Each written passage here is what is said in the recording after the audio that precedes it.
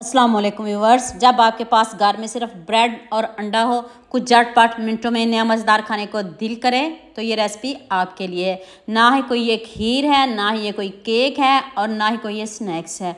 इतनी मज़े की रेसिपी है। स्टेप बाय स्टेप एक एक चीज़ बताऊंगी। अपनी वीडियो को एंड तक पूरी वॉच करना है। तो चलें शुरू करते हैं। ये मैंने ब्रेड के 7 पीस लिए हैं। उसमें आपने 4 चम्मच सूजी डालनी है और आपने इसको बारीक पीस लेना है। साथ ही सूजी को भी डाल लेना है ताकि ब्रेड और सूजी अच्छे से पीस जाए। आप इसको चॉपर में डाल लो, अगर चॉपर नहीं है तो फिर आप जग में डाल के इसको पीस सकते हो, कोई इशू नहीं। हमने इसको दरदरा सा रखना है, बहुत बारीक बिल्कुल भी नहीं पीसना। अभी मैं आपको करीब से दिखाती हूँ। इस तरह के हमें ब्रेड चाहिए। तो चलें, उसी ब्रेड को आपने बग़ैर ऑयल डाले, बग़ैर घी डाले हम इसको पकाएंगे। इसका कलर चेंज करेंगे, लाइट सा गोल्डन सा कलर लेके आएंगे। खुशबू आने लग जाए तब आपने आंच बंद करनी है। आंच आपने मीडियम से भी कम रखनी है, बहुत कम आंच रखनी है। और तकरीबन आपने इसको 7 मिनट ज़रूर पकाना है हल्की आंच पे। और आपके सामने देखें कितने अच्छे से ब्रेड और सूजी जो है ना वो रोस्ट हो चुकी है। तो चलें नेक्स्ट स्टेप की तरफ चलते हैं। हाफ कप चीनी लेनी है, ज़्यादा नहीं लीजिएगा। इसका गोल्डन सा कलर करेंगे। यहाँ मैं आपको याद दिला दूँ, अगर आपको मेरी रेसिपीज़ पसंद आ रही हैं तो जल्दी से मेरे फेसबुक पेज को भी फॉलो कर लो और साथ में मुझे यूट्यूब पे भी सब्सक्राइब कर दो। ये आपकी तरफ से प्यार होता है, मोहब्बत होती है, खुशी होती है कि आपको मेरी रेसिपीज़ पसंद आ रही हैं। देखें कितने अच्छे से चीनी का कलर आया है। अब मैंने इसमें 1.5 कप दूध शामिल किया है। दूध में पानी बिल्कुल भी नहीं होना चाहिए और ना मैंने दूध में पानी डाला है। तो अभी ये चीनी बहुत अच्छे से मेल्ट हो जाएगी। जब दूध पकना शुरू हो जाए, दूध हमारा देखें पकना शुरू हो गया है, तो अब आपने दूध को ब्रेड में डाल देना है, ब्रेड और सूजी में। आप 2 कप भी दूध ले सकते हो। अब आंच को आपने धीमी रखना है, बहुत कम आंच रखनी है और इसको अब हमने पकाना है। अब इधर मेहनत का काम है, ये नहीं कि आप जल्दी से दूध को खुशक कर लोगे तो ये बन गई है। नहीं नहीं, अभी बहुत कुछ बाकी है। इधर आपने घी का इस्तेमाल करना है।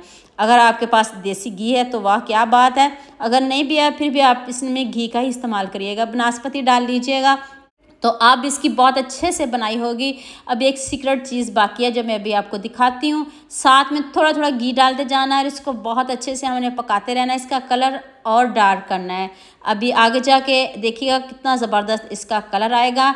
अब आपने थोड़ा सा घी लेना है और इसमें 1 अंडा शामिल कर देना है, ये एंड पे डालना है। तो अब बहुत अच्छे से आपने अंडे को और पूरे बैटर को बहुत अच्छे से मिक्स करना है। चम्मच चलाते रहना, तेज़ तेज़ चम्मच चलाते रहें।